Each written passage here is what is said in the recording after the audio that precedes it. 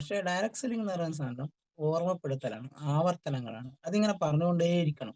പിന്നെ നമ്മളിപ്പം ശ്രദ്ധിക്കുന്ന കാര്യം എന്ന് പറഞ്ഞാൽ, എപ്പോഴാണോ നമുക്ക് നമ്മളെ സ്റ്റോറി നന്നായിട്ട് പറയാൻ പറ്റുന്നത്, അതായത് നമ്മുടെ കഥ നമുക്ക് എപ്പോഴാണ് ഭംഗിയായിട്ട് സത്യസന്ധമായിട്ട് പറയാൻ കഴിയുന്നത്, അതാണ് ഡയറക്ട് സെല്ലിങ്ങിലെ ഏറ്റവും വലിയ വിജയം എന്ന് പറയുന്നത്.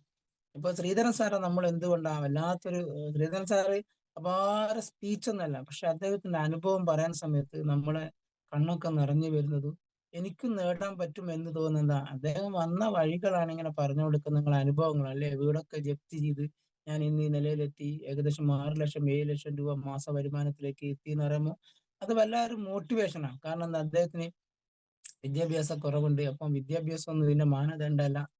ഇതൊക്കെ അദ്ദേഹം ഇങ്ങനെ വിളിച്ചു പറയുന്നതിനാ, അത് മറ്റുള്ളവർക്ക് ഒരു പ്രചോദനം വേണ്ടിയിട്ടാണ്, മറ്റുള്ളവർക്കും അതുപോലെ ആവാൻ പറ്റും എന്നതിന് വേണ്ടിയിട്ടാണ്.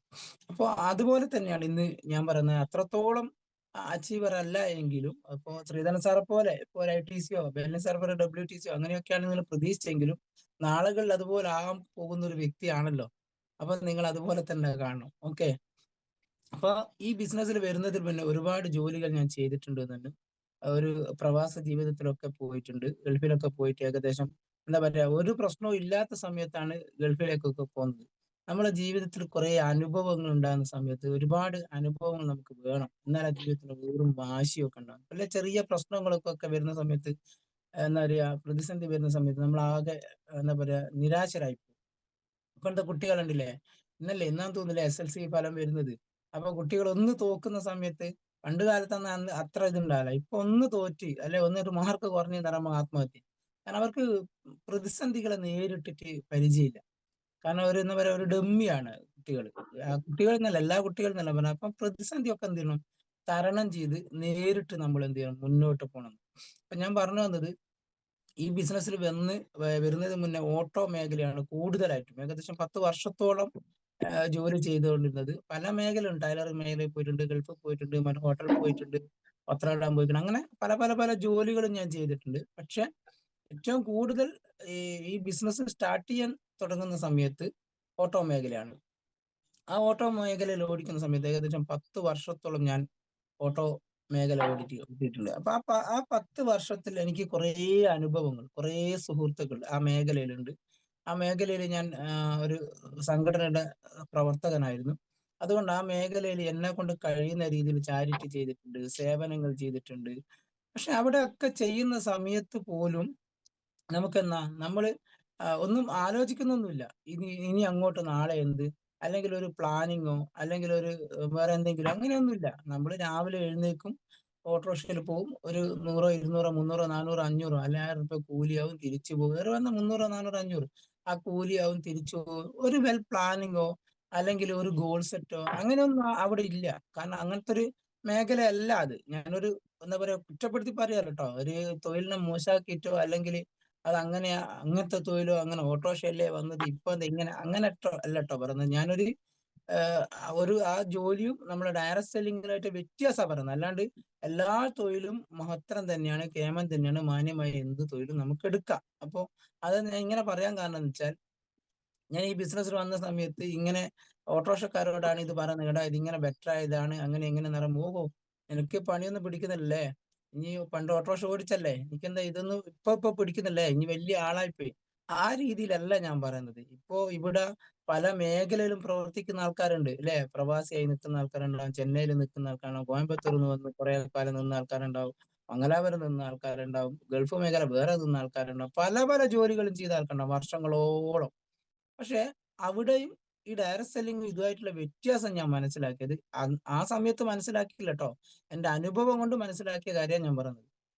ഞാനൊരു ഞാൻ പറഞ്ഞല്ലോ 10 വർഷം ഓടുന്ന സമയത്ത് എനിക്ക് പ്രോഫിറ്റ് കിട്ടിയിട്ടുണ്ട്. അവിടെ നന്നായിട്ട് പ്രവർത്തനങ്ങളൊക്കെ ചെയ്യാൻ കഴിഞ്ഞിട്ടുണ്ട്. എന്തെങ്കിലും ഒരു സഹായങ്ങൾ വേണമെങ്കിൽ അത് ചെയ്തിട്ടുണ്ട്. കാരണം അത് ആസ്വദിച്ച് ചെയ്യാൻ കാരണം വെച്ചാൽ, പല മേഖലയിലും ജോലി ചെയ്തിട്ടുണ്ടെങ്കിൽ പോലും നമുക്ക് നമ്മളതായ കാര്യങ്ങൾ ഇപ്പോ ഒരു കല്യാണത്തിന് പോയി കൂട്ടിക്കോ, ഒരു കല്യാണം ഉണ്ടെങ്കിൽ മറ്റ് ഇപ്പൊ ഒരു വാർപ്പിന്റെ പണിയോ തേപ്പിന്റെ പണിയോ വേറെ എന്തെങ്കിലും ആണെങ്കിൽ നമുക്ക് എന്ത് ചെയ്യാൻ പറ്റില്ല, ആ ജോലി മാത്രമേ ഉണ്ടാവുള്ളൂ, അന്ന് ലീവ് തന്നെയാണ്. എന്നാൽ ഓട്ടോ മേഖലേന്റെ ഒരു ഗുണം എന്താ വെച്ചാൽ, നമുക്കൊരു കല്യാണമൊക്കെ ഉണ്ട്, ഉച്ചവരെ കല്യാണത്തിനൊക്കെ പോയി ഒരു 3 മണിയോ 4 മണിയോ ആയിക്കഴിഞ്ഞാൽ എന്നാ ശരി, ഓട്ടോ എടുത്തിട്ട് ടൗണിലേക്ക് പോട്ടെ എന്ന് കരുതിയിട്ട് ഒരു 10 മണി വരെയൊക്കെ ഓടിയാൽ നമുക്ക് വേണ്ട ഒരു പ്രോഫിറ്റ് അവിടെ കിട്ടും. അങ്ങനെ ഒരു ഗുണം ഓട്ടോറിക്ഷയ്ക്ക് ഉണ്ട്. നമുക്കത് ലീവ് ആക്കേണ്ടി വരുമൊന്നുമില്ല. ഉച്ചയ്ക്ക് ശേഷം വേണമെങ്കിലും ഓടാം, വൈകുന്നേരം വേണം, നമുക്ക് ഇഷ്ടം പോലെ നമുക്ക് എപ്പോഴാണോ ആവശ്യം ആ സമയത്തിന് ഓടി ഒരു 10, 200, 300 റുപ്യ ആക്കി വരാൻ പട്ടിണി ആവില്ല വീട്. അതാണ് ആ ഓട്ടോന്റെ ഏറ്റവും വലിയ പ്രത്യേകത. വേറൊരു തൊഴിലും അങ്ങനെ ചെയ്യാൻ പറ്റില്ല. അപ്പൊ ഞാൻ പറഞ്ഞത്, അങ്ങനെയൊക്കെ ആസ്വദിച്ച് ചെയ്തിട്ട് പോലും 10 വർഷം എടുത്ത മേഖലയിൽ നിന്ന് ഒരു തിരിച്ചറിവ് എന്ത് കിട്ടിയെന്ന് വെച്ചാൽ, നമുക്കറിയാം, നമുക്ക് എല്ലാവർക്കും ശാരീരിക പ്രശ്നങ്ങളൊക്കെ ഉണ്ടാവും അല്ലേ. ആ 10 വർഷം ഓടിയ മേഖലയിൽ ഞാൻ ഏകദേശം 1 വർഷത്തോളം കടന്നു പോയിട്ടുണ്ട്. ഞാൻ ആ മേഖല ചെയ്യുന്ന സമയത്ത് ഭംഗിയായിട്ടും ഡെഡിക്കേഷൻ ആയിട്ടും ആത്മാർത്ഥമായിട്ടും ഒക്കെയാണ് അവിടെ പ്രവർത്തിച്ചിട്ടുണ്ട്. അതിൽ വെള്ളം ചേർക്കാനും ഞാൻ നിന്നിട്ടൊന്നുമില്ല. കൃത്യമായി നല്ല രീതിയിൽ തന്നെയാണ് അവിടെ ജോലി ചെയ്തത്. എന്നെ കൊണ്ട് കഴിയുന്ന രീതിയിൽ നന്നായിട്ട് വർക്ക് ചെയ്തിട്ടുണ്ട്. അവിടെ ഒരു മായം ചേർക്കാൻ നിന്നില്ല. പക്ഷെ ആ 10 വർഷം എടുത്ത മേഖലയിൽ നിന്ന് 1 വർഷം കടന്നു പോയ സമയത്ത് രൂപ പ്രോഫിറ്റ് നമുക്ക് കിട്ടുന്നില്ല. അതായത് എനിക്ക് കിട്ടിയിട്ടില്ല. അവിടെയാണ് ഒരു തിരിച്ചറിവ്. പക്ഷെ ആ സമയത്തും എനിക്ക് വലിയ തിരിച്ചറിവൊന്നും ഉണ്ടായിട്ടില്ല. ഞാൻ വിചാരിക്കുന്ന അസുഖമായ പിന്നെ എന്ത് രക്ഷ, നമുക്കൊരു കൂലിയൊന്നും ഇല്ലല്ലോ.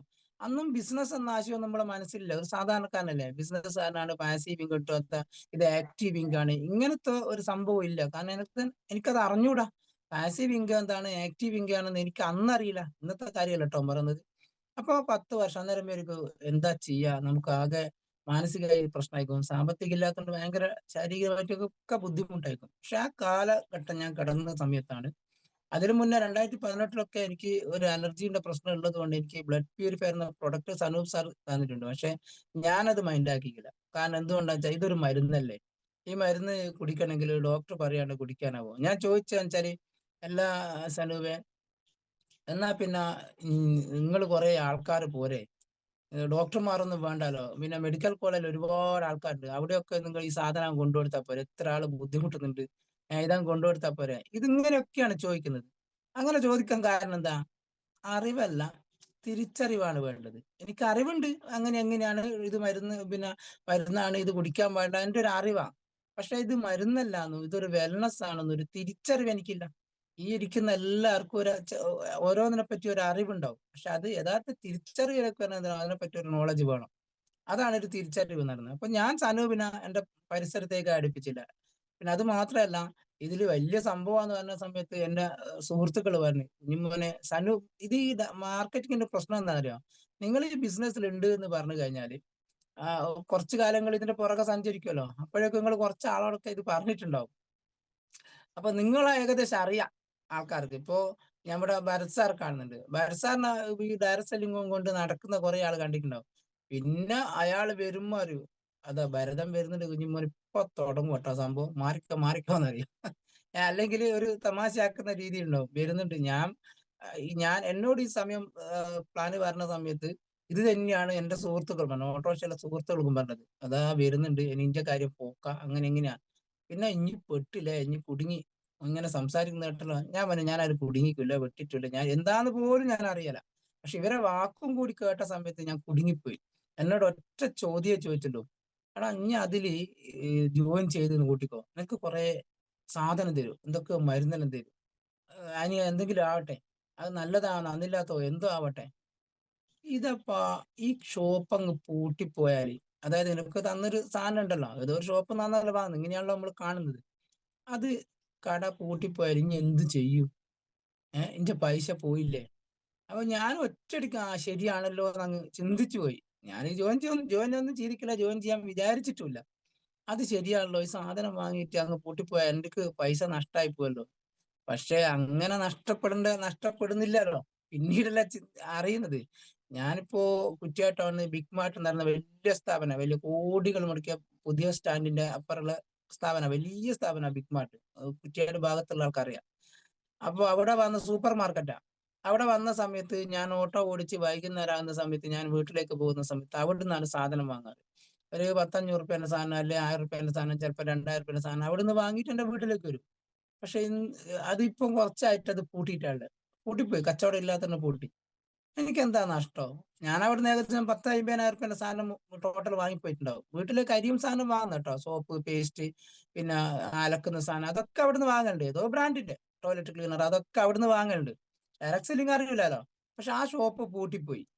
ഏകദേശം 10, 25, 50,000 സാധനം ടോട്ടൽ കേട്ടോ, എല്ലാം ഒറ്റയടിക്ക് വാങ്ങി എന്നെല്ലാം പറയുന്നത്. നമുക്ക് വേണ്ടി ആഴ്ചക്ക് നമ്മൾ വാങ്ങുന്നുണ്ടാവൂലേ വീട്ടിലേക്ക് പോകുന്ന പോക്കിൽ. അരിയില്ലാന്ന് പറഞ്ഞാൽ ചിലപ്പോൾ 1 കിലോ അരി ആടുന്ന് വാങ്ങും, സോപ്പില്ലാന്ന് പറയുമ്പോൾ സോപ്പ് അവിടുന്ന് വാങ്ങും, ഇനി പേസ്റ്റ് ഇല്ലാന്ന് പറയുമ്പോൾ പേസ്റ്റ് ആടുന്ന് വാങ്ങും, കോൾഗേറ്റോ എന്താണോ ഉള്ളത് അത് വാങ്ങി അങ്ങ് പോകും. പക്ഷെ ഒരു സുപ്രഭാതത്തിൽ നോക്കുന്ന സമയത്ത് അത് പൂട്ടിയിട്ടുണ്ട്. അപ്പൊ എന്നോട് പറയാ, എടാ ഇഞ്ച സ്ഥാപനം പൂട്ടിപ്പോയി, എനിക്ക് നഷ്ടമായില്ല എന്ന് പറഞ്ഞാൽ എനിക്ക് അവിടെ നഷ്ടമില്ലല്ലോ. പക്ഷെ അങ്ങനെ ഒരു ചിന്ത പെട്ടെന്ന് എനിക്ക് തോന്നിയില്ല. സ്ഥാപനം പൂട്ടിപ്പോ എന്ത് ചെയ്യുമെന്ന് മാത്രമേ. ഇപ്പൊ എന്താണ് ഇവിടെ നമ്മളൊരു പണം കൊടുത്തിട്ടുണ്ടെങ്കിൽ അതിന് തക്കതായ മൂല്യമുള്ള പ്രൊഡക്റ്റ് നമുക്ക് കിട്ടുന്നില്ലേ? അല്ലെ നമ്മളെ കാഴ്ചപ്പാട് മരുന്ന് നമുക്ക് കിട്ടുന്നില്ലേ? അങ്ങനെ അങ്ങനെ തുടക്കത്തിൽ പറയാം, മരുന്ന് നമുക്ക് കിട്ടുന്നില്ലേ? പക്ഷെ അത് ആലോചിക്കാനുള്ള, എന്താ പറയാ, അതൊരു തിരിച്ചറിവിലേക്ക് പോകാൻ എനിക്ക് കഴിഞ്ഞില്ല. ശരിയാണല്ലോ എന്ന ധാരണയായിപ്പോയി. ഇത് പൈസ കൊടുത്താൽ ഇതായി പോലോ എന്നുള്ളത്. ഇപ്പൊ ഞാൻ പറഞ്ഞതെന്ന് പറഞ്ഞാൽ അതൊക്കെ കൊണ്ട് 2 വർഷത്തോളം എന്റെ നഷ്ടമായി പോയി. 2018 ഞാൻ ഇന്നുണ്ടെങ്കിൽ ഇന്ന് മിനിമം ഒരു CTC എങ്കിലും ആയിട്ടുണ്ടാവും. ഇന്ന് നോക്കുക, ആ 2 വർഷം എനിക്ക് ഒരിക്കലും തിരിച്ചു കിട്ടുമല്ല. ഇനി അത് മാത്രമല്ല, ഇതില് ഐഡിയ അടിച്ചിട്ട് ഇപ്പൊ 2 വർഷമോ 3 വർഷമോ ചെയ്യാതിരിക്കുന്ന എത്ര ആളുണ്ട് ഈ ബിസിനസ് സീരിയസ് ആയിട്ട് ഇപ്പൊ ഇരിക്കുന്ന എല്ലാവരും അല്ല. നിങ്ങൾ വെച്ചാൽ ഈ കാണുന്നതല്ല കേട്ടോ, ഈ കാണുന്ന മീറ്റിംഗ് കാണുന്ന ആൾക്കാരാണെങ്കിൽ അവരെന്തായാലും ദേശമെങ്കിലും ഒന്ന് മനസ്സിലാക്കാൻ വേണ്ടിയിട്ടല്ലോ കയറിയിട്ടുണ്ടാവാം. നിങ്ങൾ നിങ്ങളെ കൂട്ടത്തിൽ ഇപ്പൊ ഐഡിയ അടിച്ചിട്ട് ഒന്നും ചെയ്യാതിരിക്കുന്ന ആൾക്കാരുണ്ടാവും. അവരും വർഷങ്ങൾ പോയിക്കൊണ്ടിരിക്കുന്നല്ലേ. പിന്നീടാണ് അവര് സങ്കടപ്പെടുക. ഞാൻ 2015 അടിച്ചിട്ടേനു, 2020 അടിച്ചിട്ടേനു, 2022 അടിച്ചിട്ടേനു, ഇത് ഇത്രയും വർഷം പോയി നോക്കായിട്ടാ. ഇതൊക്കെ പറയുന്ന ആൾക്കാർ നാളുകളിൽ നമ്മുടെ കൂടെ ഉണ്ടാവും, ഒരു തർക്കവും വേണ്ട. അപ്പോ എൻ്റെ ഒരു തിരിച്ചറിവ് എന്താ ഇവിടെ കിട്ടിയെന്ന് വെച്ചാൽ, ഞാൻ നേരത്തെ പറഞ്ഞു 10 വർഷം ഓടിയ മേഖലയിൽ 1 വർഷം കിടന്നു പോയ സമയത്ത് 1 രൂപ പ്രോഫിറ്റ് എനിക്ക് കിട്ടിയില്ല എന്നുള്ളത്. കാരണം അതാണ് ആക്റ്റീവ് ഇൻകം എന്ന് പറയുന്നത്. ഇപ്പൊ നിലവിൽ എല്ലാവരും മനസ്സിലാക്കേണ്ട കാര്യമാണ്. ചിലപ്പോ 50, 20 വർഷം പ്രവാസിയായി നിൽക്കുന്ന ആൾക്കാരുണ്ടാവും.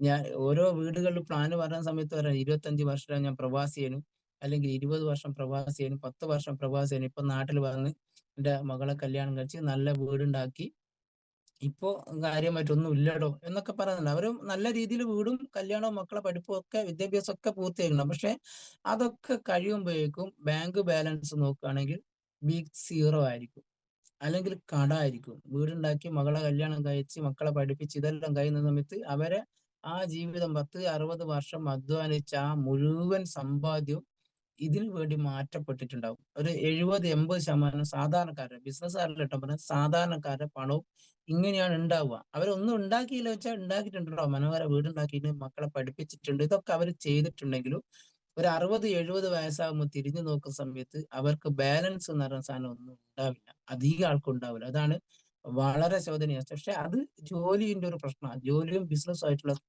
ഒരു വിഷയം അത്. എന്നാൽ ഈ ഡയറക്ട് സെല്ലിംഗ് എന്ന് പറയുന്ന സംഭവം, അല്ലെ ബിസിനസ് എന്ന് പറയുന്ന സാധനം, ഇപ്പൊ MA യൂസഫ് അലി എന്ന് പറയുമ്പോൾ, അല്ലെ ചിറ്റലപ്പള്ളി എന്ന് പറയുന്നത്, ഇത് വലിയൊരു ബിസിനസ് സംരംഭകരാവരും, അല്ലെ വലിയ ബിസിനസ് അവരും തുടങ്ങിയത് ഇതേപോലെ ചെറിയ ചെറിയ ഇതുകളാണ്. പക്ഷെ ഇന്ന് അയാൾ മരണപ്പെട്ട് കഴിഞ്ഞാലോ, അല്ലെങ്കിൽ ജോലി 1, 2 ദിവസം അവർ കിടന്നു പോയാലോ, അവർക്ക് പ്രോഫിറ്റിന്റെ ഒരു കുറവുമില്ല. കാരണം എന്തുകൊണ്ടാണ് കുറവില്ലാത്തത്? അവർ ഒരു സിസ്റ്റം ക്രിയേറ്റ് ചെയ്തിട്ടുണ്ടെന്നാ. പക്ഷെ അവർക്ക് സിസ്റ്റം ക്രിയേറ്റ് ചെയ്യുന്ന സമയത്ത് ലക്ഷങ്ങളും കോടികളും മുടക്കേണ്ടി വന്നിട്ടുണ്ട് ആ സിസ്റ്റം ക്രിയേറ്റ് ചെയ്യാൻ. എന്നാൽ ഇവിടെ നിസ്സാരമായിട്ട് നമ്മളെ വീട്ടിലേക്കുള്ള ബ്രാൻഡ് മാറ്റി ഞാനൊരു സിസ്റ്റം ഡ്യൂപ്ലിക്കേഷൻ ചെയ്ത സമയത്ത് ഇപ്പോ ഞാൻ പ്രൊഡക്റ്റ്, എനിക്ക് ഇതിന്റെ ഏറ്റവും വലിയ ഇത് എന്ന് പറഞ്ഞാൽ പ്രൊഡക്റ്റോ മറ്റു കാര്യങ്ങളോ സിസ്റ്റം ഒരു സംഗതി എന്ത് ചെയ്യണ്ട, ഞാൻ സ്വന്തമായിട്ട് ഉണ്ടാക്കണ്ട, ഞാൻ സ്വന്തമായിട്ട് പറിച്ചു കൊണ്ടുവരണ്ട, ഒന്നും ആക്കണ്ട, എല്ലാം കമ്പനി തരും, അല്ലെ? അങ്ങനെ ഞാൻ ചെറിയൊരു സിസ്റ്റം ക്രിയേറ്റ് ചെയ്ത സമയത്ത് എനിക്ക് കിട്ടിയ അനുഭവങ്ങൾ ഞാൻ മറ്റു സുഹൃത്തുക്കളൊക്കെ പറഞ്ഞ സമയത്ത്, ഏകദേശം ആ കോവിഡിന്റെ സമയത്ത് എനിക്ക് അധ്വാനിക്കാൻ പോലും പറ്റാത്ത, വീട്ടിൽ നിന്ന് പുറത്തിറങ്ങാൻ പോലും കഴിയാത്ത സമയത്ത് ഈ ബിസിനസ് ഒരു പാർട്ട് ടൈം, വളരെ പാർട്ട് ടൈം, അതായത് ഈ ബിസിനസ് ആയിട്ട് കണ്ടിട്ടുണ്ടോ, സീരിയസ് ആയിട്ട് ചെയ്തിട്ടുണ്ടോ, ഇല്ല. ഇങ്ങനെ ഒരു സംഭവം കൊണ്ട് കുറച്ചാളോട് പറഞ്ഞ് ആ കുറച്ചാൾ അവരുടെ വീട്ടിലേക്ക് കുറച്ച് ഉൽപ്പന്നങ്ങൾ വാങ്ങി, ഒരു 10, 200 ആള് എന്റെ കൂടെ അന്ന് വന്നിട്ടുണ്ടാവും. അവരെ വീട്ടിലേക്ക് ഉൽപ്പന്നം വാങ്ങിയ സമയത്ത് എനിക്ക് വീട്ടിൽ നിന്ന് ഇറങ്ങാൻ പറ്റാത്തൊരു സാഹചര്യം ഉണ്ടായി കോവിഡിന്റെ സമയത്ത്. ഞാൻ പറഞ്ഞിട്ടുണ്ട് നേരത്തെ, 10 വർഷം ഓടിയ മേഖലയിൽ 1 വർഷം കിടന്നു പോയ സമയത്ത് എനിക്കൊരു പ്രോഫിറ്റ് കിട്ടിയിട്ടില്ല. എന്നാൽ ഈ ബിസിനസ് ആ സമയത്ത് പാർട്ട് ടൈം ചെയ്ത സമയത്ത് എന്റെ വീട്ടിൽ നിന്ന് ഇറങ്ങാൻ പറ്റാത്ത സമയത്ത് പോലും ഒരു 25,000 രൂപ എന്റെ അക്കൗണ്ടിലേക്ക് ആഴ്ച വന്നു എന്നുള്ള, എല്ലാ ആഴ്ച വന്നതല്ല കേട്ടോ പറഞ്ഞ ആ സമയത്ത്. അപ്പൊ അതെന്നാ ഞാൻ പറഞ്ഞല്ലോ, അറിവാണ്, തിരിച്ചറിവാണ്. ഇതെങ്ങനെയാണ് ഈ 25,000 ഒക്കെ ഒരാഴ്ച വരുന്നത്? ഇതില് 2,10,000 എന്നൊക്കെ പറയുന്നുണ്ട്. പക്ഷെ ആ സമയത്ത് 2,10,000 കഥയൊന്നും എന്നെ സംബന്ധിച്ച് എനിക്ക് ഓർമ്മയൊന്നുമില്ല. പിന്നെ ഇതെങ്ങനെയാണ് ഈ 25,000 വന്നത്? അതിനെക്കുറിച്ച് പഠിച്ച സമയത്താണ്, പഠിക്കാൻ തയ്യാറായ സമയത്താണ് ഇത് മനസ്സിലായത്.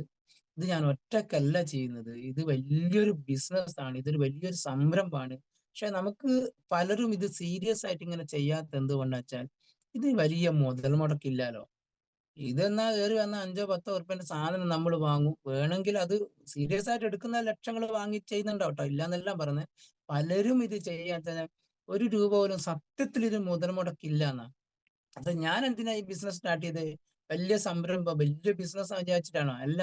എന്റെ സുഹൃത്ത് ഇത് പറഞ്ഞ്, "ബിബിഷേട്ടാ, നിങ്ങൾ എന്നെ സഹായിക്കൂലേ?" ലാസ്റ്റ് ഘട്ടം പറഞ്ഞതാ, "എന്നെ സഹായിക്കൂല അല്ലേ?" അപ്പൊ അവനെ സഹായിക്കാൻ വേണ്ടിട്ട് ചേർന്നല്ലേ ഇത്. ഇതിനകത്ത് കൂടിയല്ലേ, ഇതിനകത്ത് കുടുങ്ങിയല്ലേ, അങ്ങനല്ലേ നമ്മൾ തുടക്കത്തിൽ പറയാ. അന്നേരം അതിനെപ്പറ്റി വലിയ പഠനം ഉണ്ടോ? ഇല്ല. സത്യത്തിൽ ഒന്ന് ആലോചിച്ച് നോക്കൂ. ഞാൻ ഇന്നലെ ആ പ്ലാന് പറയുന്ന സമയത്ത് വേറൊരാളുണ്ട്. ഭയങ്കര പുള്ളി കേട്ടോ. നെറ്റ്വർക്കിന്റെ രാജകുമാരൻ തന്നെ പറയും. ഭയങ്കര സംഭവമാണ് നെറ്റ്വർക്കിൽ. പഴയ ഭയങ്കര പുള്ളി. അയാൾ ഓരോ ചോദ്യങ്ങള് അപാര സംഭവമാണ്. ഫീൽഡിൽ അങ്ങനത്തെ ആൾക്കാരുണ്ട്. നമുക്ക് ഉത്തരം കൊടുക്കാൻ കഴിയില്ല. അത്രത്തോളം ചോദ്യങ്ങളാ അവര് ചോദിക്കുന്നത്. പണ്ട് കാലത്ത് നെറ്റ്വർക്ക് ചെയ്ത എക്സ്പീരിയൻസും 96 98 നെറ്റ്വർക്ക് ചെയ്തിട്ടുണ്ട്. 2011 വരെ ചെയ്തിട്ടുണ്ട് ഒക്കെ പറയുന്നത്. ചെയ്തിട്ടുണ്ടാവും. കാരണം അത്ര അറിവ് അദ്ദേഹത്തിനുണ്ട്. നെറ്റ്വർക്കിനെ കുറിച്ചിട്ട്, അതിന്റെ സിസ്റ്റത്തെ കുറിച്ചിട്ട് എല്ലാം അദ്ദേഹത്തിനുണ്ട്. അപ്പൊ ഫീൽഡിൽ അങ്ങനത്തെ ആളും ഉണ്ട്. നമ്മൾ കാണുന്ന പോലെയല്ല. ഇനി പഠിച്ചു വരുന്ന കുട്ടികളും ഉണ്ട്. ഫീൽഡിലേക്ക് ഇനി പഠിച്ച് നമ്മളൊക്കെ ഞാൻ പറഞ്ഞില്ലേ, എനിക്കൊരു അറിവും ഇല്ലാണ്ടാ ഇതിലേക്ക് വന്നത്. പക്ഷെ ഇനി വരുന്ന തലമുറ ഇത് പഠിച്ചിട്ടാ വരുന്നത്. നെറ്റ്വർക്ക് എന്ന് പറയുന്ന സാധനം പഠിച്ചിട്ടാണ് ഇനി വരുന്ന തലമുറ വരുന്നത്. അപ്പോ നമുക്ക് നല്ല നോളജ് ഉണ്ടാവണം. ഇതൊരു പാർട്ട് ടൈം ആണെങ്കിൽ വളരെ സീരിയസ് ആയിട്ട് ചെയ്യണം. ആ സീരിയസ് ആയിട്ട് ചെയ്യണം. ഞാൻ എപ്പോഴും പറയുന്ന ഒരു കാര്യമാണ്. നമുക്ക് ഇത്രയും വലിയൊരു ചാരിറ്റി പോലെ, ഒരു സേവനം പോലെ ചെയ്യാൻ പറ്റുന്ന മേഖല എന്ന് പറയുന്നത് ഇതാണ്. ഞാൻ പറഞ്ഞു, ഓട്ടോറിക്ഷയിൽ പോകുന്ന സമയത്ത് എനിക്ക് ഒരാളെ സഹായിക്കണമെങ്കിൽ, ഇപ്പം ബാലേട്ടനെ ഞാൻ ഇതിൽ കാണുന്നുണ്ട്. ബാലേട്ടനെ ഇപ്പം സഹായിക്കണമെങ്കിൽ, ഓട്ടോറിക്ഷയിലാണെങ്കിൽ എനിക്കൊരു 100-200 രൂപ ഒരു ദിവസം വേണേ സഹായിക്കാം. പക്ഷെ അത് എന്നും സഹായിക്കാൻ പറ്റുമോ? ഇല്ല. എന്നാൽ ഈ ബിസിനസ്സിലാണെങ്കിലോ, അദ്ദേഹം ഒന്ന് നമ്മുടെ കൂടെ നിന്ന് തന്നാല് അദ്ദേഹത്തിന് എത്ര വേണമെങ്കിലും, എത്ര തലമുറ വേണമെങ്കിലും എന്ത് ചെയ്യാം, പ്രൊട്ടക്ട് ചെയ്യാൻ പറ്റും. അത്രയും വലിയൊരു അവസരമല്ലേ ഇത്. പക്ഷെ പലർക്കും ഇത് മനസ്സിലാകുന്നില്ല എന്നുള്ളതാണ് സത്യം.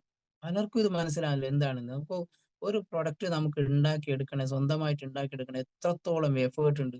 എന്നാൽ ഇതോ, ഒരു ബുദ്ധിമുട്ടുമില്ല. ഇപ്പൊ നോക്ക്, ഓൾ ഓവർ ഇന്ത്യയിൽ ഏകദേശം 700-800 ഫ്രാഞ്ചൈസിന്റെ ഓണറാണ് ഞാൻ. അല്ലെ നിങ്ങള്. ഇതിൽ ജോയിൻ ചെയ്യുന്ന ഓരോരുത്തരും ആലോചിച്ച് നോക്ക്. അല്ലേ, സത്യമല്ലേ? ഇതിന്റെ ഗൗരവം ഞാൻ പലപ്പോഴും ചിന്തിക്കുന്നുണ്ട്. ₹1 പോലും മുതൽ മുടക്കില്ലാതെ ഇത്രയും ഫ്രാഞ്ചൈസി നമുക്ക് ഉണ്ടാണെങ്കിൽ അതിനൊന്ന് ആലോചിച്ച് നോക്ക്. ഇപ്പം ഭരത് കുമാർ സാറിന് ഷൊർണൂർ ഒരു ഷോപ്പുണ്ട്. ആ ഷോപ്പിൽ അദ്ദേഹം എത്ര എത്ര എത്ര ലക്ഷം മുടക്കിയിട്ടുണ്ടാവും. എന്നാൽ അതിന്റെ ഒരു 5 ഇരട്ടിയെങ്കിലും മുടക്കിയിട്ടല്ലേ ഓരോ കൊപ്പത്തുള്ള ഷോപ്പ് ഉണ്ടാവും. സാറിനറിയാം, കൊപ്പത്തുള്ള ഷോപ്പ് സാറിന്റെ ഷോപ്പിലെക്കാട്ടും ലക്ഷങ്ങൾ സാധനങ്ങൾ അവിടെ ഇല്ലേ, അത് സാറിന്റെ ഷോപ്പല്ലേ. അപ്പൊ ആ കസ്റ്റമറെ ബിൽഡ് ചെയ്യാൻ ഇന്ന് നല്ല സുഖം. സൂം മീറ്റിങ്ങിലുണ്ട്, ഇനിയിപ്പോ ഫോണിൽ കൂടെ ഉണ്ട്, ഫേസ്ബുക്ക് ഉണ്ട്. മീഡിയ വളർന്ന് പണ്ട് കാലം പോലെയല്ല. നിങ്ങൾക്ക് ഏതും ഉപയോഗിക്കാം. പക്ഷെ ഉപയോഗിക്കുന്ന പോലെ ഉപയോഗിക്കണം.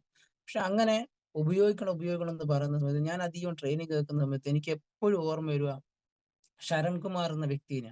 അപ്പൊ ഞാൻ ശരൺകുമാറിനെ നിങ്ങൾക്കൊക്കെ അറിയായിരിക്കും. ശരൺകുമാർ ഏകദേശം കിഡ്നി ഒക്കെ വിൽക്കണം എന്നൊക്കെ പറഞ്ഞ ചങ്ങയാണ്.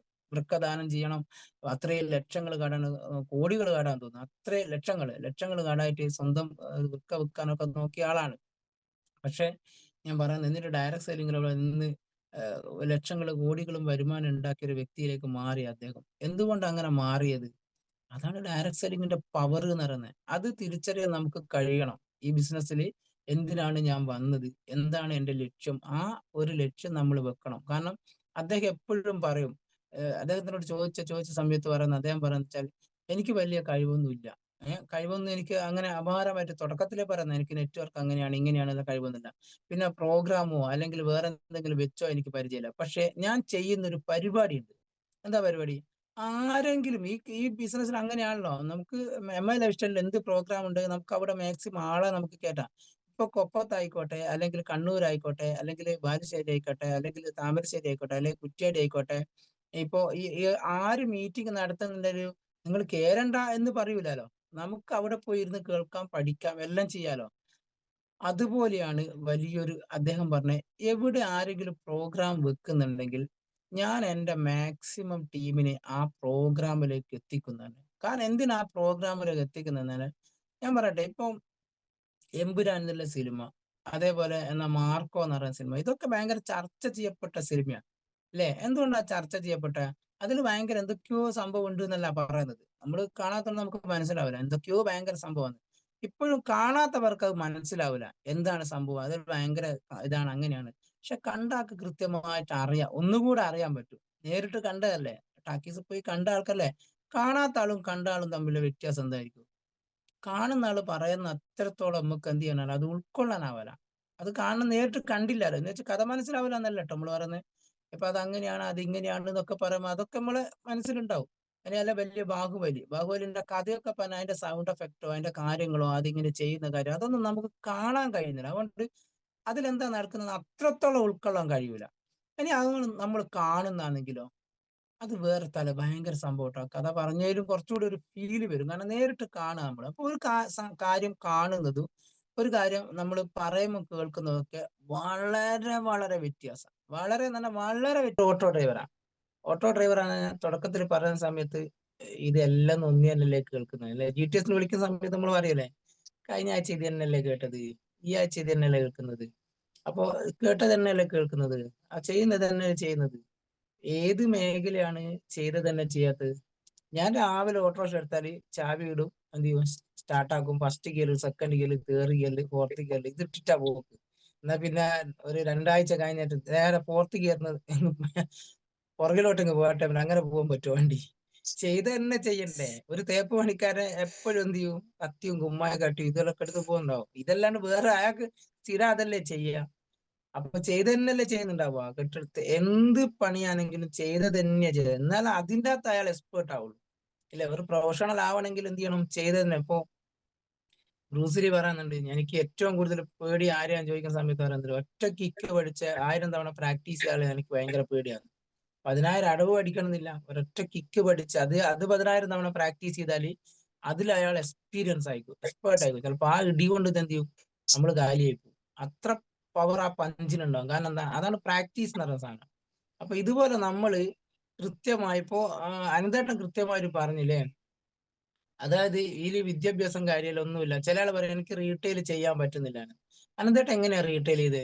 ഇത് എന്നും ഞാൻ പറയുന്ന മോർണിംഗ് മീറ്റ് നമ്മൾ കേൾക്കുന്നത് കൊണ്ടോ അല്ലെങ്കിൽ അത് കണ്ടിരുന്നത് കൊണ്ടോ കാര്യമില്ല. ഇപ്പൊ അനന്തേട്ടൻ പറഞ്ഞ വാക്കിൽ ചിലപ്പോ ചില ആൾക്ക് റീറ്റെയിൽ ചെയ്യാൻ പറ്റുന്നില്ലെങ്കിൽ നിങ്ങൾക്ക് അങ്ങനെ ചെയ്യാം. എനിക്കറിയില്ല കേട്ടോ. നിങ്ങൾ ആ പേസ്റ്റ് ഒന്ന് വായിച്ചു നോക്കുക. എന്നിട്ട് അതിൽ ഉള്ളതും ഇതിലുള്ളതും വായിച്ചു നോക്കിയിട്ട് ഏതാണ് ബെറ്റർ, നല്ലത്. നിങ്ങൾ വിദ്യാഭ്യാസം ഉണ്ടല്ലോ, നിങ്ങൾക്ക് വായിക്കുന്ന അറിയാലോ, ഒന്ന് വായിച്ചു നോക്കുക. അതാണ് റീറ്റെയിലിന്റെ മഹത്വം എന്ന് പറയുന്നത്. ഒരു ചാരിറ്റിയാണ്, ഒരു സേവനാണ്.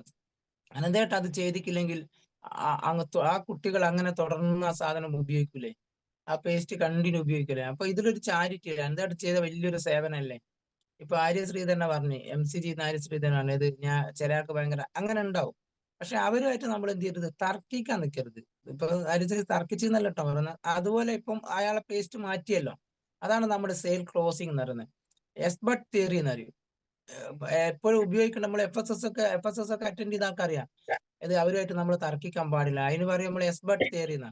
ആ സാറ് പറഞ്ഞത് ശരിയാട്ടോ. ഇപ്പൊ ശ്രീ സാർ എന്നോട് പറഞ്ഞത് ഇത് അങ്ങനല്ല, ഇത് നിങ്ങൾ വിചാരിക്കുന്ന പേസ്റ്റ് ഒന്നും അങ്ങനെയല്ലേ, എല്ലാ പേസ്റ്റും അങ്ങനെ തന്നെയല്ലേ. എന്താ പറയുക, ആ സാറ് പറഞ്ഞത് ശരിയാട്ടോ. അതങ്ങ് അംഗീകരിച്ചു കൊടുക്കുക. അംഗീകരിക്കുന്ന സമയത്ത് അയാൾക്ക് ഭയങ്കര ഒരു സന്തോഷമായിരിക്കും.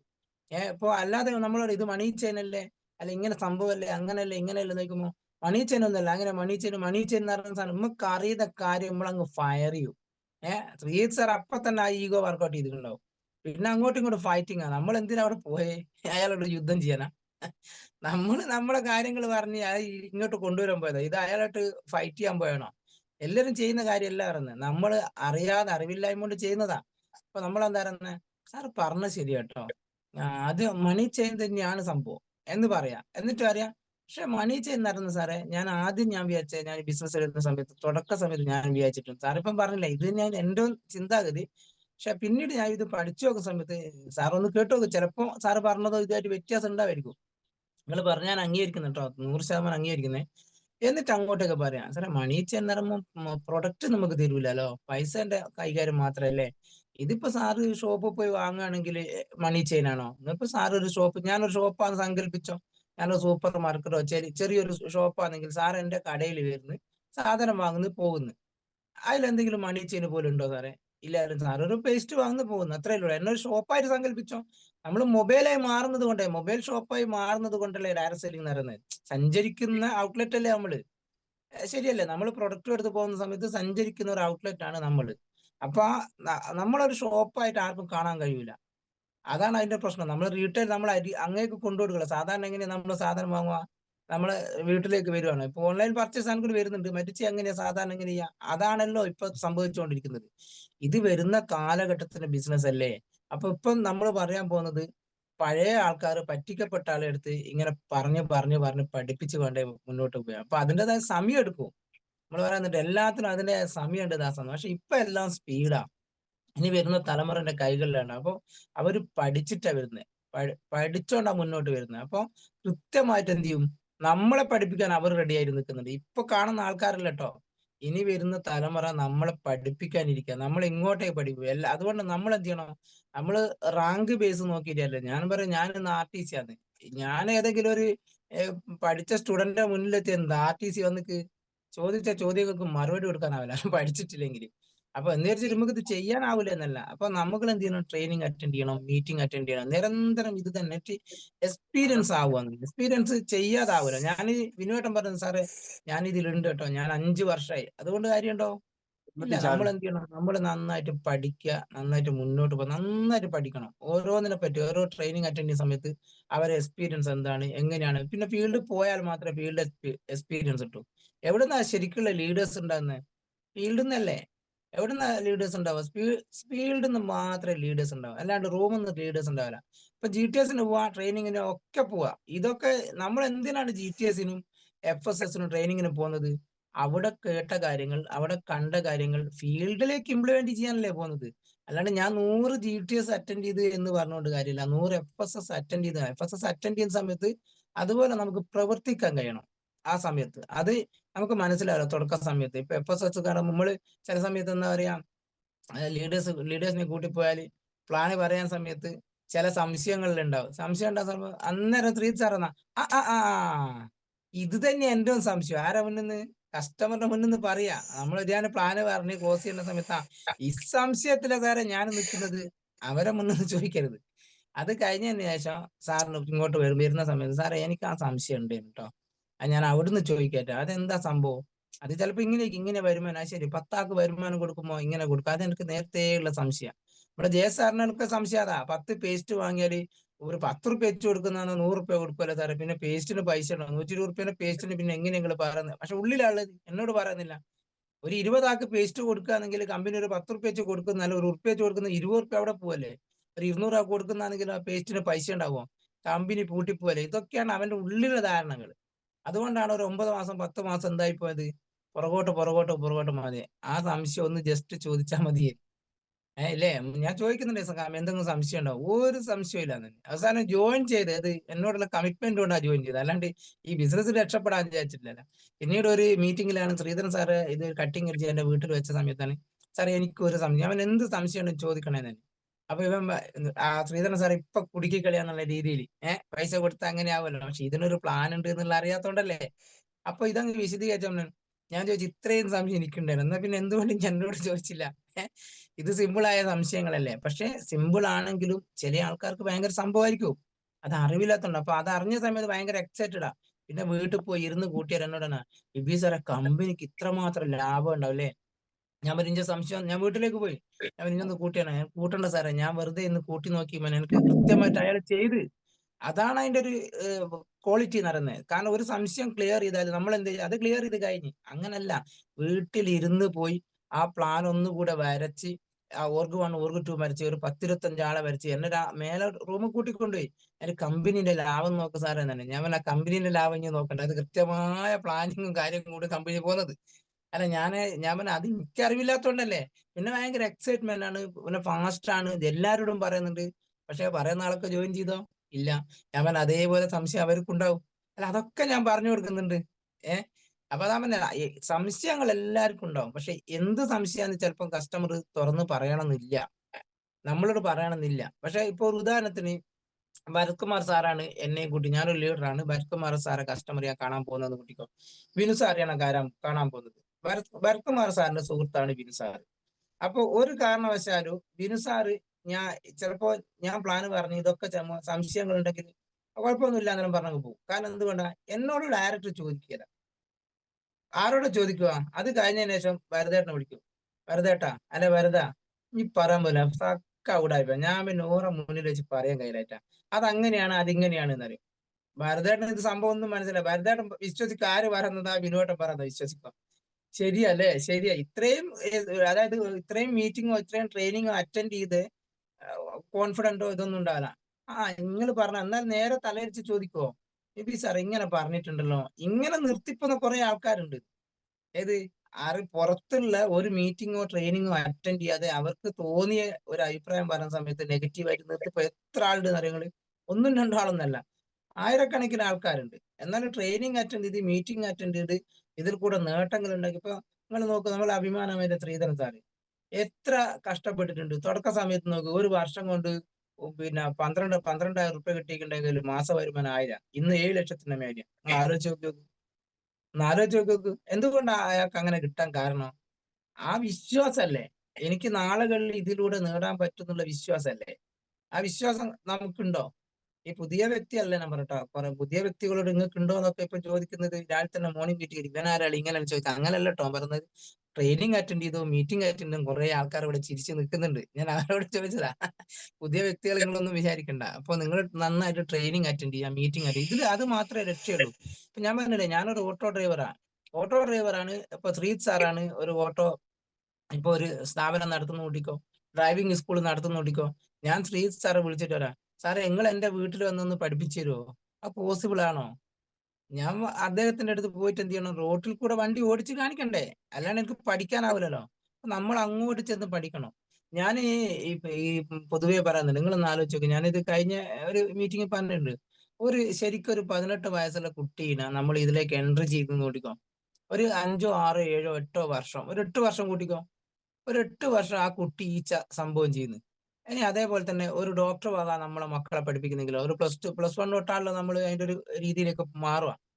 അങ്ങനെയാണെങ്കിൽ ഒരു ഡോക്ടർ ഭാഗം പഠിപ്പിക്കുന്ന ഒരു കുട്ടീനെ ഒരു 8 വർഷം ഒരു ഡോക്ടറായി കിട്ടും. 7-8 വർഷം നമുക്ക് ഒരു ഡോക്ടറായിട്ട് കിട്ടും. സുമാർ നോക്കിക്കോ. അങ്ങനെയാണ് ആ കുട്ടിക്ക് ചെലവാകുന്ന ഏകദേശം ഒരു 1.5 കോടി ചെലവാവില്ല. 1 കോടി എന്തായാലും ചെലവാവില്ല. നിങ്ങൾ ആലോചിച്ച് നോക്കി. ഒരു 1.5 കോടി ഒരു ഡോക്ടറെ ചുട്ടെടുക്കാനുണ്ട്, ഇല്ലേ? ശരിയല്ലേ? എന്നാൽ അത് രണ്ടും ഒന്ന് താരതമ്യം ചെയ്ത് നോക്ക്. ഒരു കുട്ടീനെ MI ലൈഫ് സ്റ്റൈലിലേക്ക് 18 വയസ്സ് മുതൽ MI ലൈഫ് സ്റ്റൈലിലേക്കും ചേർക്കുന്ന ഒരു കുട്ടീനെ ഡോക്ടർ ഭാഗം പഠിപ്പിക്കുന്നു. 1.5 കോടി ഒരു ഭാഗത്ത് ചെലവാകുന്ന സമയത്ത് ഇവിടെ നേരെ 1.5 കോടി നമ്മുടെ അക്കൗണ്ടിലേക്ക് വരികയും ചെയ്യും. അത് മാത്രമല്ല, ഈ 8ാമത്തെ വർഷം ഒരു ഡോക്ടർ ആയി കഴിഞ്ഞാൽ എന്താണ് പ്രോഫിറ്റ് കിട്ടുക? നിങ്ങൾ നോക്കുക, ഒരു MBBS ഡോക്ടർ, ഇപ്പൊ ഡോക്ടർക്ക് ഭയങ്കര ക്ഷാമാണല്ലോ അല്ലെ? എല്ലാടെയും ഡോക്ടർമാർ ശരണയില്ല. കാരണം പണ്ട് കാലത്താണ് ഡോക്ടർ മകൻ ഡോക്ടർ, അധ്യാപകനും അധ്യാപകൻ, അങ്ങനെയാണ് ഒരു ഓട്ടോ ഡ്രൈവർമാൻ സാധാരണ പണിക്കാരൻ, കൂലിപ്പണിക്കാരൻ കൂലി. ഇന്ന് അതല്ല, ഇന്ന് കാലഘട്ടം മാറി. ഓട്ടോ ഡ്രൈവർ ആണെങ്കിൽ പോലും ആരോ എന്തെന്ന് നന്നായിട്ട് വിദ്യാഭ്യാസം കൊടുത്ത് മക്കളെ വിദ്യാഭ്യാസം ഡോക്ടർമാരൊക്കെ ആക്കുന്നുണ്ട്. പണ്ടത്തെ കാലഘട്ടമല്ലേ ഇത്. അപ്പൊ ഒരു ഡോക്ടർ ഇറങ്ങി വരുമ്പോൾ 8 വർഷമാവും. 8 വർഷം ആയതിനു ശേഷം അയാളെ സാലറി 50,000 1 ലക്ഷം രൂപയായിരിക്കും. അതിലപ്പുറത്തേക്ക് എന്തായാലും പോകില്ല. അല്ലെ പിന്നെ MD ഭാഗം പഠിക്കേണ്ടി വരും. അന്നേരം വീണ്ടും സമയം എടുക്കും. എന്നാലും നേരെ തലതിരിച്ച് MI ലൈഫ് സ്റ്റൈലാണ് നമ്മൾ ചെയ്യുന്നതെങ്കിൽ ഈ 8 വർഷം കൊണ്ട് ഏകദേശം ഒരു 1.5 കോടി ITC മേലെ എത്തിയിട്ടുണ്ടാവും. ITC എന്തായാലും ആയിട്ടുണ്ടാവും. ഈ ITC ആകുന്ന സമയത്ത് മാത്രം പേർമേച്ച് എത്രയാ? 10 കോടിയാ. 10 കോടി എന്ന് പറയുമ്പോൾ 1,20,00,000 എന്തുണ്ടാവും? ഓൾറെഡി പേയ്മെന്റ് നമ്മുടെ അക്കൗണ്ടിലേക്ക് വന്നിട്ടുണ്ടാവും. ശരിയല്ലേ? ഇനി അത് മാത്രമല്ല, NTC റാങ്കർ ആകുമ്പോൾ NTC ബോണസ്, അങ്ങനത്തെ കുറെ ലോയൽറ്റി, റാങ്കിങ്, പെർഫോമൻസ്, ഇങ്ങനത്തെ കുറെ കാര്യം ഉണ്ടാവും. ഏകദേശം 50,000 റുപ്യ അതുണ്ടാവും. ഏകദേശം 2 കോടി 1.5 കോടി നമ്മുടെ അക്കൗണ്ടിലേക്ക് 8 വർഷം കൊണ്ട് വരും. ആലോചിച്ച് നോക്കി. 8 വർഷം കൊണ്ട് 1.5 കോടി ചെലവാകുന്ന സ്ഥലത്ത് 8 വർഷം കൊണ്ട് 1.5 കോടി ഇങ്ങോട്ടേക്ക് വരും. അത് മാത്രമല്ല, 8ാമത്തെ വർഷം നമുക്ക് കിട്ടാൻ പോകുന്ന പ്രോഫിറ്റ് എത്രയാ? 1 ലക്ഷം ആണോ? 2 ലക്ഷം ആണോ? 3 ലക്ഷം ആണോ?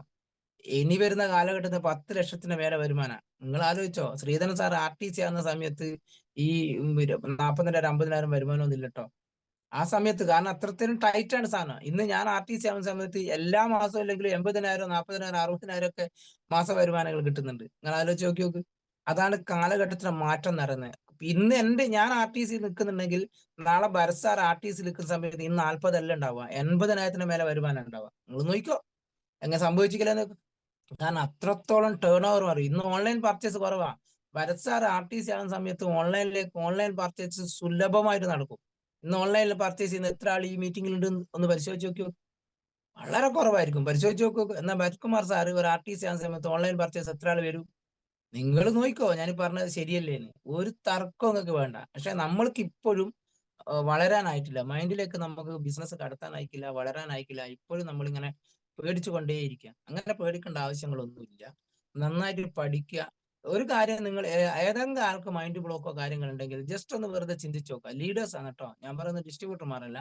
ലീഡേഴ്സ് ചിന്തിച്ചു നോക്കുക. ശരി, ഞാൻ ഈ ബിസിനസ് ചെയ്യുന്നില്ലെങ്കിലും ആ സമയം വെറുതെ പോകൂലേ? നിങ്ങൾ ഇത്ര നാളും ചെയ്ത സമയം കണ്ടെത്തി ചെയ്തിട്ടുണ്ടാവും. പാർട്ട് ടൈം ആയിട്ട് ചെയ്യുന്ന ആൾക്കാർ, സമയം കണ്ടെത്തിയ ആൾക്കാരുണ്ടാവും. ആ സമയം വെറുതെ നഷ്ടപ്പെട്ടു പോകൂലേ?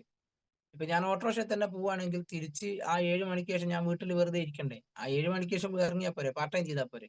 അപ്പൊ അത്ര പോലും നമുക്ക് ഈ ബിസിനസ് ചെയ്ത് മുന്നോട്ട് പോകാനാണ്. കൂടുതൽ കാര്യങ്ങളൊന്നും പറയുന്നില്ല. വന്നു നോക്കുന്ന സമയത്ത് ഗസ്റ്റിനെ കാണുന്നില്ല. അപ്പൊ ആരാണ് ഗസ്റ്റ്? വിനോദേട്ടനാണ് ഗസ്റ്റ് നമ്മളെ വലയിട്ടില്ല. അപ്പൊ ഒന്ന് എക്സ്പീരിയൻസ് ഒക്കെ കേൾക്കാൻ വിചാരിച്ചിട്ടേ. നമ്മളെ അയൽവാസിയല്ല, നമ്മളെ പ്രദീപ് സാറ് ഫസ്റ്റില് ഇവിടുത്തെ കോഴിക്കോട് കൊണ്ടുവന്ന ആളാണ് കേട്ടോ വിനോദ് ചേട്ടൻ. ഫസ്റ്റ് വിനോദേട്ടനെ അത്രയും കഷ്ടപ്പെട്ട് റിസ്ക് എടുത്തിട്ടാണ് പ്രദീപ് സാർ എന്ത് ചെയ്തത്, കോഴിക്കോട് കൊണ്ടുപോയത്. ഓട്ടോറിക്ഷ വിളിച്ച് കോഴിക്കോട് കൊണ്ടുപോകാന്ന് പറഞ്ഞാൽ നോക്കി നോക്ക്. എന്നിട്ട് വേറെ ടീമിൽ ഐഡിയ അടിച്ചതാണ്. അത് ഓരോരുത്തർ ഇതാണ്. ഞാൻ ഗൾഫിൽ പോകാൻ പറ്റി വേറെ ഓരോരുത്തരുടെ ടീമിലേക്ക് ഐഡിയ അടിച്ചത്. ഇത് പഠിക്കുക എന്നുള്ളതാണ് ഇതിന്റെ ഏറ്റവും വലിയ. ആദ്യം തന്നെ നമ്മൾ പ്രോഫിറ്റ് ഒന്നും ആഗ്രഹിക്കണ്ട. നമ്മൾ നന്നായിട്ട് പഠിക്കാൻ തരാ.